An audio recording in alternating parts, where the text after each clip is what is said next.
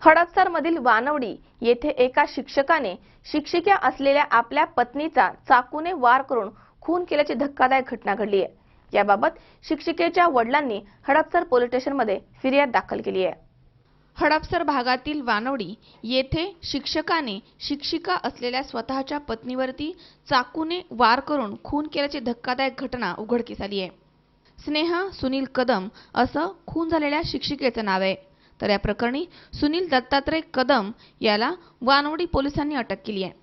याबाबत शिक्षिकेचे वडील बाबासाहेब केसू चव्हाण यांनी फिर्याद दाखल केली आहे। स्नेहा आणि सुनील यांचा 2000 मध्ये विवाह झाला होता। त्यांच्यामध्ये वारंवार भांडणं होत होती। त्यामुळे दोघेही 1 वर्षभरापासून वेगवेगळे राहत होते। यापूर्वी कौटुंबिक हिंसाचार प्रकरणी सुनीलवरती स्नेहाने गुन्हा दाखल केला होता। त्यानंतर जामिनावरती त्याची मुक्तता झाली होती। 8 दिवसांपासून तो पुन्हा स्नेहाला भेटण्यासाठी येत होता। स्नेहा आणि मुलांना घेऊन तो फिरण्यासाठी गेला होता।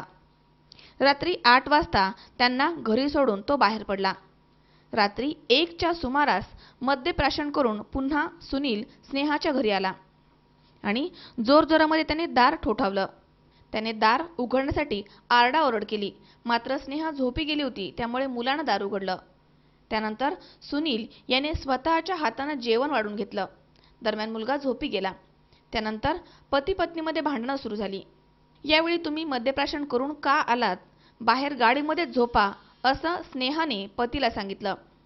तिनं पतीला घराबाहेर काढण्याचा प्रयत्न केला, मात्र जबरदस्तीने दार ढकलून तो घरामध्ये शिरला आणि खिशातील चाकूने 2 वेळा स्नेहाच्या छातीमध्ये गंभीर वार केलेत। या हल्ल्यामध्ये गंभीर जखमी स्नेहाने ओरडून मदतीसाठी याचना केली आणि ती खाली कोसळली। यावेळी पतीने वार केलेला चाकू स्वतःच्या खिशात ठेवला आणि किचनमधील चाकू स्नेहाच्या हातामध्ये ठेवला आणि तो तेथून पळून गेलाय।